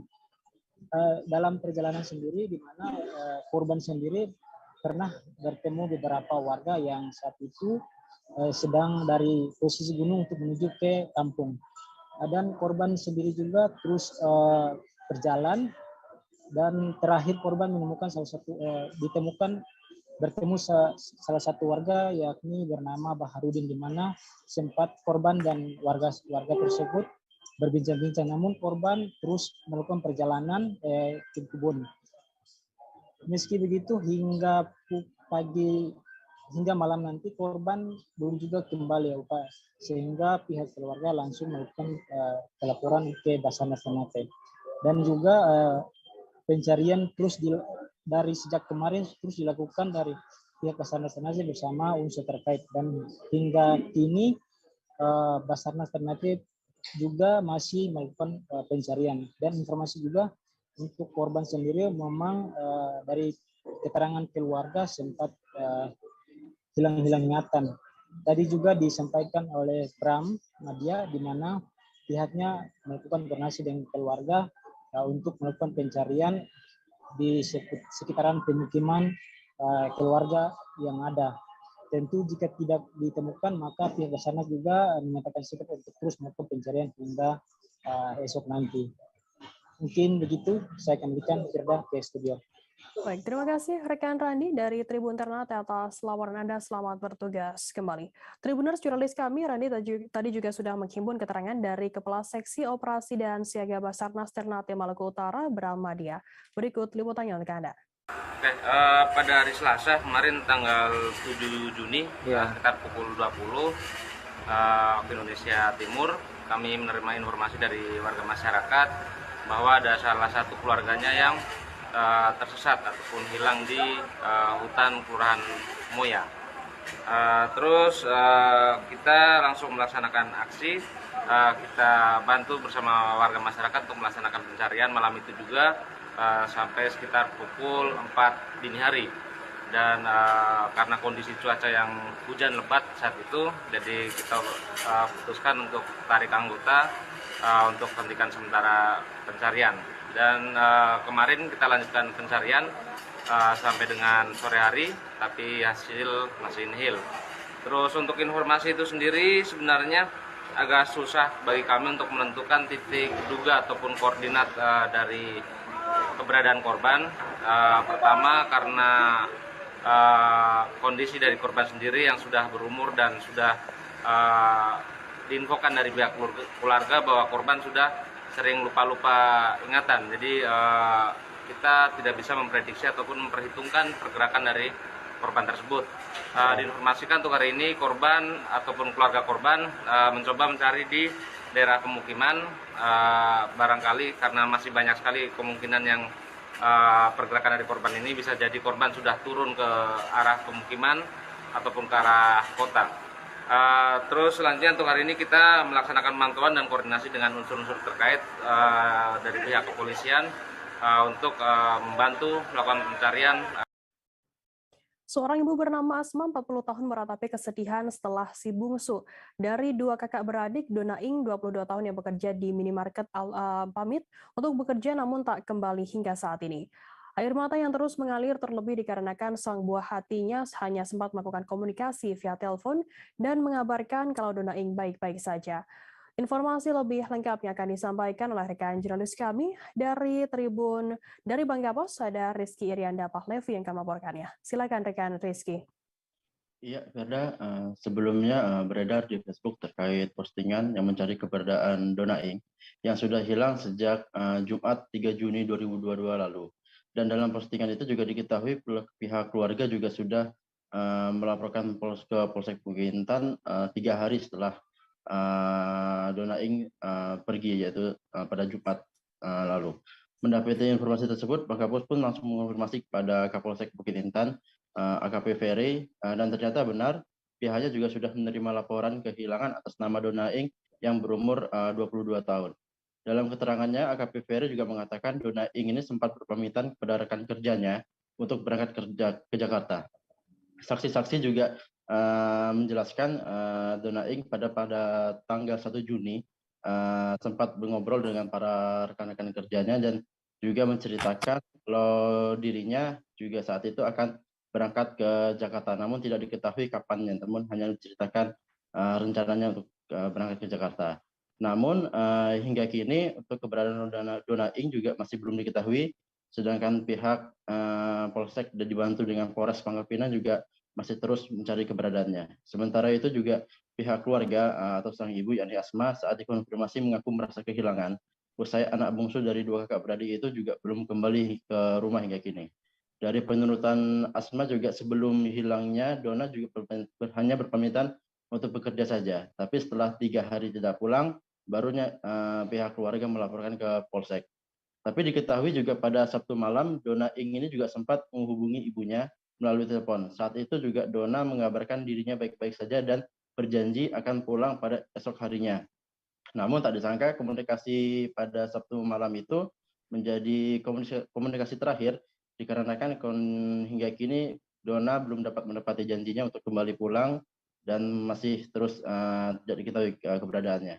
Selain itu juga MH selaku ayah Dona juga saat dikonfirmasi juga mengatakan 2 hari sebelum Dona pergi dari rumah, ayahnya ini juga sempat melihat anaknya itu sedang chatan di media sosial Facebook. Bahkan M. Hari juga sempat menasih putrinya untuk berhati-hati chatan atau berkenalan dengan orang di dunia maya. Dan saat itu pun Dona ini hanya mengiyakan nasihat dari ayahnya tersebut. Namun sementara ini pihak keluarga juga terus berharap agar Dona dapat segera kembali ke rumah seperti sedia kala. Demikian, Firda. Baik, terima kasih rekan Rizky dari Bangka Pos atas laporannya. Selamat bertugas kembali. Oke, kita beralih ke informasi selanjutnya, Saudara. Kawasan pusat kota semestinya bersih dan nyaman dipandang.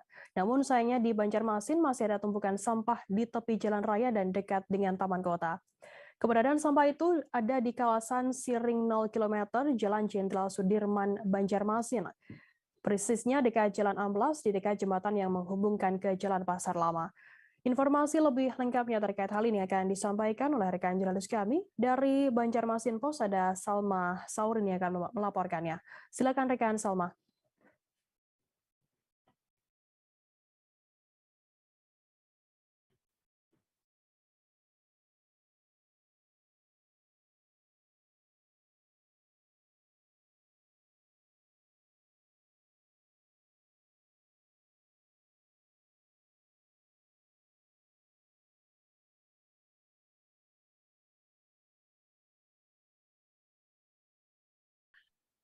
Dari pantauan lapangan di Kota Banjarmasin, memang masih ada tumpukan sampah di tepi jalan raya dekat Taman Kota. Dan keberadaan sampah itu ada di kawasan Siring 0 km Jalan Jenderal Sudirman, Banjarmasin. Persisnya itu dekat jalan yang kondisinya rusak atau jembatan yang amblas yang menghubungkan Jalan Sudirman ke Pasar Lama. Tebaran tumpukan sampah tersebut pun masih di area bantaran sungai antara siring tepi jalan serta sekitar jembatan setempat. Padahal sudah sangat jelas ada plang peringatan dari pemerintah agar tak buang sampah sembarangan. Namun plang peringatan itu yang dipasang jelas oleh Kementerian PU dan Perumahan Rakyat Dirjen Sumber Daya Air Balai Wilayah Sungai Kalimantan II.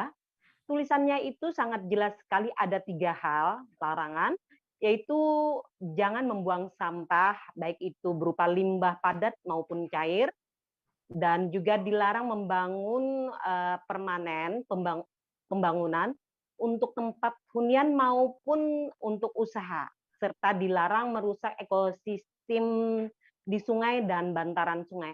Tapi entah kenapa meski ada papan peringatan yang sangat jelas sekali berada di tempat, tetap saja banyak tumpukan sampah di beberapa titik di wilayah setempat tersebut. Bahkan menurut warga sekitar, tidak jelas malah siapa yang membuang sampah tersebut. Mungkin ada yang sengaja membuang, dan ada juga sambil lewat di kawasan jalan tersebut sambil melemparkan sampah-sampahnya. Malah informasi dari warga sudah sering dipantau oleh Satuan Polisi Pamong Praja di pemerintah setempat, namun kembali buang sampah di tempat tersebut. Dalam hal itu dapat kita lihat dari rekaman video berikut ini. Dan begitu laporan saya, rekan Firda. Baik, terima kasih rekan Salma Saurin atas laporan Anda dari Banjarmasin Pos. Selamat bertugas kembali. Kita beralih ke informasi lainnya, Saudara. Antrean panjang terjadi di depan toko Sinarjaya, Kelurahan Batu Hitam, Kecamatan Bunguran Timur, Kabupaten Natuna pada Selasa 7 Juni. Pasalnya warga tengah berburu minyak goreng curah bersubsidi yang disediakan oleh toko Sinarjaya. Kebanyakan dari mereka adalah emak-emak. Tampak emak-emak tersebut membawa jerigen ukuran 5 liter yang kemudian diserahkan ke penjual atau petugas distributor agar diisi minyak. Informasi lebih lengkapnya akan disampaikan oleh rekan jurnalis kami dari Tribun Batam. Ada Ilham Muhammad yang akan melaporkannya. Silakan rekan Ilham. Ya, terima kasih rekan Firda. Ingin saya laporkan bahwa kemarin pada hari Selasa tanggal 7 Juni 2022 telah terjadi antrean panjang di depan toko Sinarjaya, Kelurahan Batu Hitam, Kecamatan Bunguran Timur, Kabupaten Natuna, Provinsi Kepulauan Riau. di mana antrean panjang itu terjadi setelah adanya minyak goreng curah yang tiba di Natuna, di mana minyak goreng tersebut merupakan minyak goreng curah bersubsidi yang disediakan oleh toko Sinar Jaya yang telah didatangkan dari Kota Tanjung Pinang menggunakan KM Buana Indah dan tiba di Pelabuhan Penagi ataupun di Kecamatan Bunguran Timur pada sehari sebelumnya. Kemudian pada hari Selasa pada hari Selasa 7 Juni 2022 tampak pendistribusian minyak goreng curah itu kemudian didistribusikan kepada masyarakat, di mana tampak begitu mengetahui informasi adanya minyak goreng curah dengan harga yang cukup murah dengan subsidi, yaitu harganya Rp15.000 per liter. Kemudian kaum emak-emak ataupun ibu-ibu langsung menyerbu toko Sinar Jaya yang ada di Kelurahan Batu Hitam. Nah, sebelumnya diketahui pada hari Senin ya, 6 Juni 2022, belasan ton minyak goreng curah tiba di Pelabuhan Penagi, Kecamatan Bunguran Timur. Totalnya ada sekitar 15,5 ton minyak goreng curah yang tiba menggunakan kapal kargo KM Buana Indah melalui toko Sinar Jaya di Kelurahan Batu Hitam. Nah, sementara itu salah satu warga yang ikut mengantri, yaitu Reni, mengatakan bahwa ia telah mengantri sejak pagi hari dengan membawa jerigen 5 liter. Begitu begitu mengetahui, dia langsung menuju ke lokasi ataupun ke toko Sinar Jaya untuk mendapatkan mendapatkan minyak goreng curah yang bersubsidi dengan harga murah ini. Menurutnya, ramainya masyarakat mengantri di sana dikarenakan memang minyak goreng curah yang bersubsidi ini sangat bersahabat dengan kantong masyarakat yang ada di Ranai khususnya. Sebelumnya diketahui minyak goreng kemasan itu tembus harganya mencapai Rp24.000 per liter dan bahkan sempat berada di harga Rp48.000 per liter. Sehingga menurutnya dengan adanya minyak goreng curah bersubsidi dengan harga Rp15.000 ini sangat membantu mereka. Nah, sementara itu Fitri, salah satu pedagang rumah makan di Ranai, itu sedikit mengeluh dikarenakan mereka hanya dibatasi per orang hanya mendapatkan 5 liter minyak goreng curah. Sementara dia selaku pengusaha rumah makan setiap harinya sangat membutuhkan minyak goreng curah, sehingga dengan dibatasinya 5 liter itu sedikit menjadi gangguan bagi dirinya. Di lain sisi, saat kita berusaha mengkonfirmasi ke Disperindak Natuna bahwasanya pendistribusian minyak goreng itu diatur oleh pihak toko sebagai pendistributor yang didapatkan sendiri dari Kota Tanjung Pinang. Tentunya dia berharap dari Dinas Disperindak Natuna sendiri berharap agar pihak pengelola rumah makan seperti Fitri itu untuk bisa lebih berkoordinasi dengan pihak distributor agar kemudian bisa mendapatkan ataupun memenuhi kebutuhan minyak goreng curah itu tersebut. Oke, demikian laporan saya, rekan Firda. Baik, terima kasih rekan Ilham dari Tribun Batam atas laporan Anda. Selamat bertugas kembali. Kita beralih ke informasi lainnya, Saudara. Atlet Jiu-Jitsu asal Bontang Muhammad Irfan Fauzi patut diacungkan jempol. Pasalnya pria yang kesehariannya menjual kerupuk ini menorehkan prestasi di ajang kejuaraan nasional Jiu-Jitsu 2022 di Kediri, Jawa Timur. Nama Irfan keluar sebagai juara 1 Jiu-Jitsu setelah menumbangkan lawannya dari Nganjuk, Jawa Timur di kelas 77 kg pada 4 Juni lalu. Informasi lebih lengkapnya akan disampaikan oleh rekan jurnalis kami dari Tribun Kaltim, ada Ismail Usman yang akan melaporkannya. Silakan rekan Ismail. Ya, baik, terima kasih rekan Firda dari Bontang melaporkan. Atlet Jiu-Jitsu bernama Irfan Fauzi kembali mengharumkan nama Bontang di ajang kejuaraan nasional Jiu-Jitsu 2022 di Kediri. Pria berumur 23 tahun ini berhasil keluar menjadi juara setelah menumbangkan lawannya dari Nganjuk di kelas 77 kg. Diakui Irfan selama persiapan dilakukan secara singkat dan mandiri. Irfan melakukan latihan di salah satu kelompok perguruan tinggi Jiu-Jitsu di Bontang. Selama ini Irfan juga memang sering merebut prestasi di berbagai ajang kejuaraan, baik di tingkat kota, di tingkat provinsi hingga di nasional.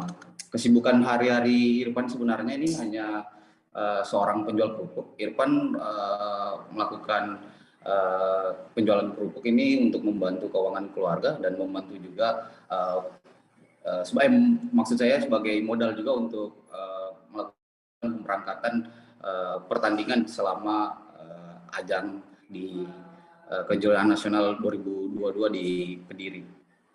Kemudian Irfan juga sementara ini masih fokus melakukan persiapan karena nanti pada tanggal 15 Juni ini akan mengikuti ajang pertandingan tingkat internasional di Thailand, sehingga Irfan berharap agar dukungan dari masyarakat Bontang, baik dukungan secara moral maupun berbagai dukungan support seperti bantuan, juga diharap bisa ada untuk dilakukan pemberangkatan ke ajang pertandingan di Thailand, karena sejauh ini memang pemerintah belum mengucurkan dana bantuan karena mengingat cabang olahraga jiu-jitsu ini baru diakui beberapa setahun terakhir ini.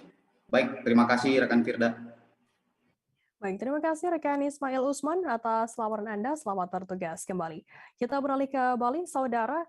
Kawasan Danusa 2 dipilih menjadi tuan rumah event otomotif dunia Vespa World Day 2022 pada tanggal 9 hingga 12 Juni di Pulau Peninsula. Event VWD ini akan diikuti sebanyak 9.500 pecinta Vespa dari 15 negara, di mana 300 peserta berasal dari luar negeri. Informasi lebih lengkapnya akan disampaikan oleh rekan jurnalis kami dari Tribun Bali, ada Zainal Nur Arifin yang akan melaporkannya. Silakan rekan Zainal. Ya, selamat petang rekan Firda di studio dan Tribuner dimanapun berada. Jadi untuk Vespa World Day 2022 sendiri itu kali pertama diadakan di luar Eropa, dan begitu di luar Eropa, Indonesia sendiri khususnya di Bali dipilih menjadi lokasi penyelenggaraan dari World Day 2022. Nah, untuk di Bali sendiri rangkaian Vespa World Day 2022 dimulai hari ini, di mana siang tadi sudah dibuka untuk area acaranya atau Vespa Village-nya, dan akan berlangsung hingga tanggal 12 Juni mendatang.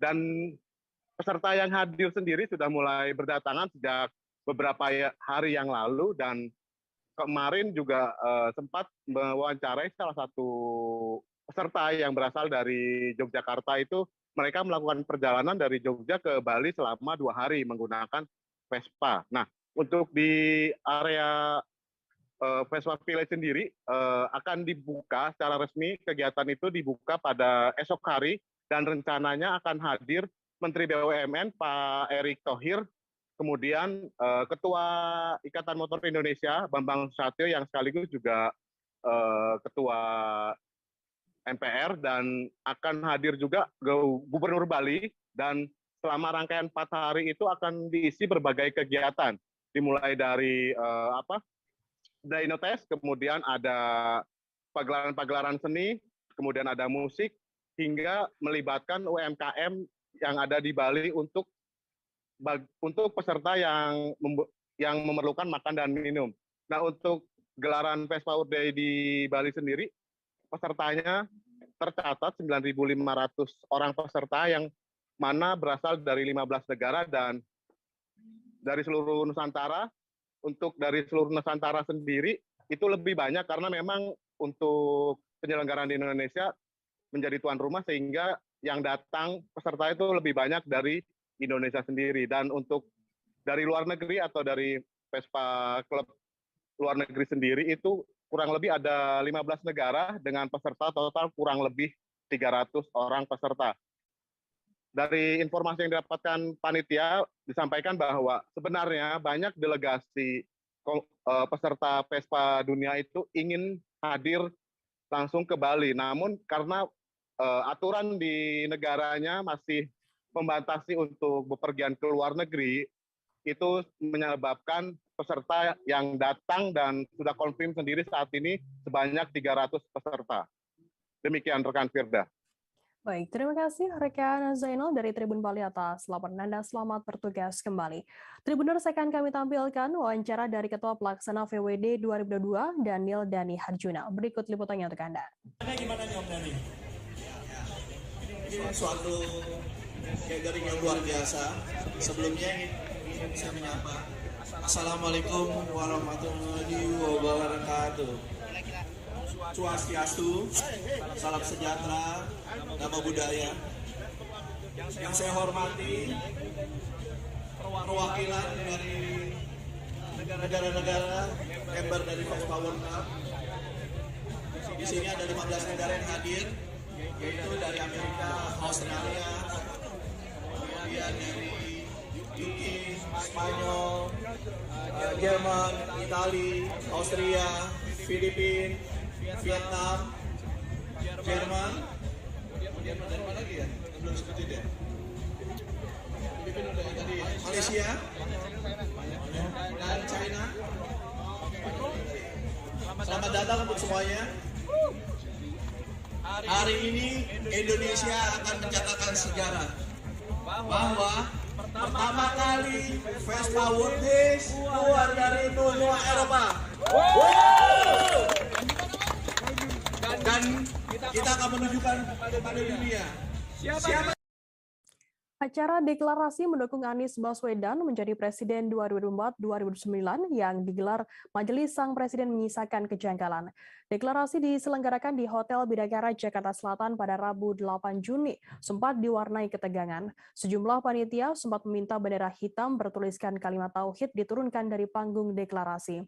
Bendera yang dimaksud adalah bendera yang dikaitkan dengan Ormas Hizbut Tahrir Indonesia atau HTI. Bendera tersebut sebelumnya terpasang berdampingan dengan bendera merah putih. Kapolres Metro Jakarta Selatan Kombes Budi Herdi Susianto mengatakan pihaknya langsung ke lokasi acara selesai menerima informasi terkait peristiwa tersebut pada Rabu 8 Juni. Belakangan sejumlah pihak yang merasa namanya dicatut membantah terlibat dalam acara tersebut. Ex-juru bicara HTI Ismail Yusanto menyebut dirinya tidak mengetahui adanya kegiatan itu.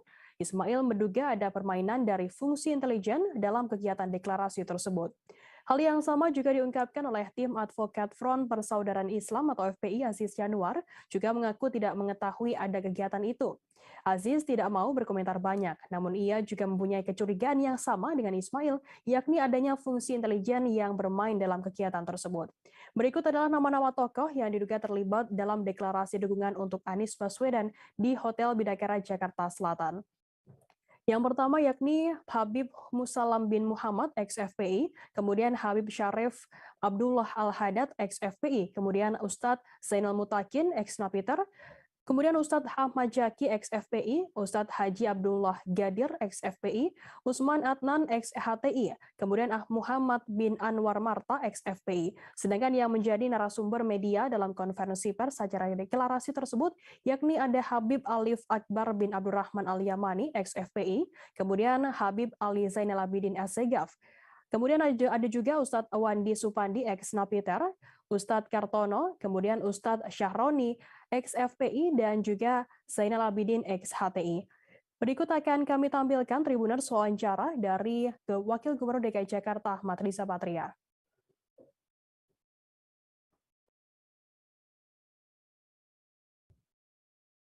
Sang presiden kami itu namanya Sang karena presiden kami.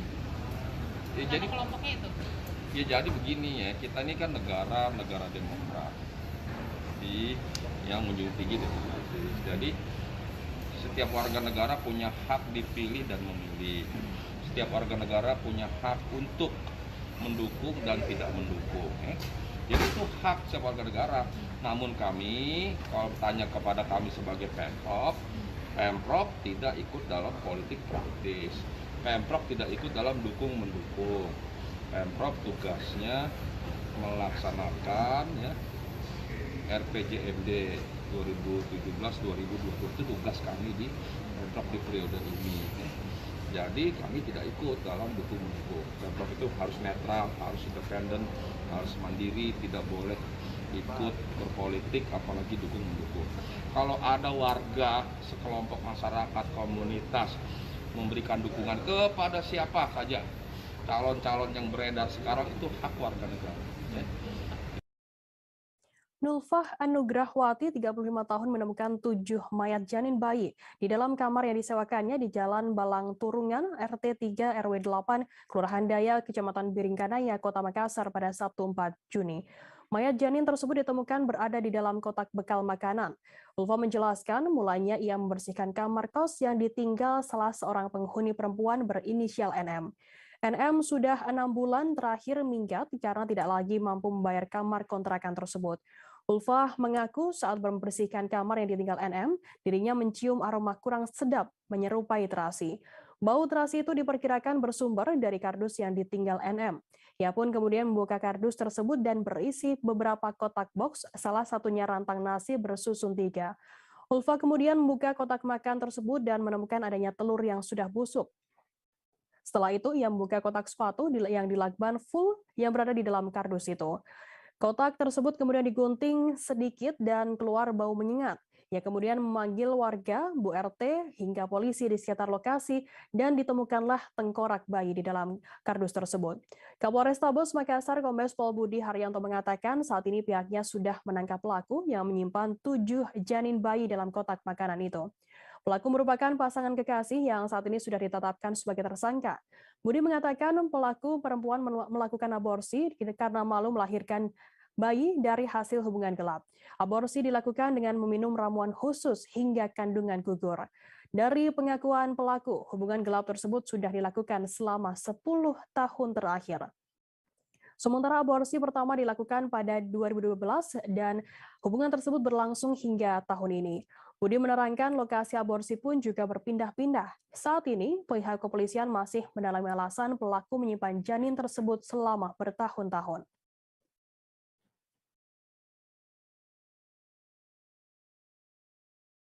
Kita beralih ke informasi lainnya, Saudara. Kasus pemukulan yang melibatkan 2 pegawai pajak di kantor pelayanan pajak Pratama Bekasi Utara kini berujung damai. Pihak pelapor DH dan pelaku atau terlapor MAZ telah menyatakan damai dan menandatangani surat pernyataan pada Kamis 9 Juni. Meski demikian, pihak kantor pelayanan pajak Pratama Bekasi Utara akan tetap memberikan sanksi kepada MAZ atas pemukulan yang dilakukan kepada DH. Menurut Kepala Kantor Pelayanan Pajak Pratama Bekasi Utara Anita Widiawati, nantinya pemberian sanksi MAZ akan dilakukan sesuai ketentuan.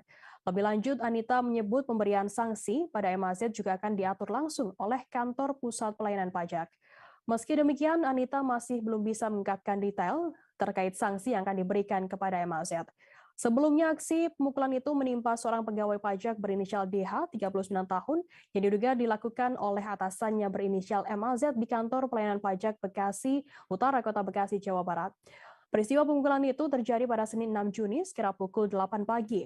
Kapolsek Bekasi Timur AKP Rida Aditya menyebut insiden itu terjadi bermula saat atasan memberikan tugas kepada korban. Pelaku kemudian melebarkan masalah dengan menanyakan soal korban yang tidak bisa dihubungi pada Sabtu dan juga Minggu. Pelaku menuding jika korban memberikan nomor handphone palsu di data kepegawaian.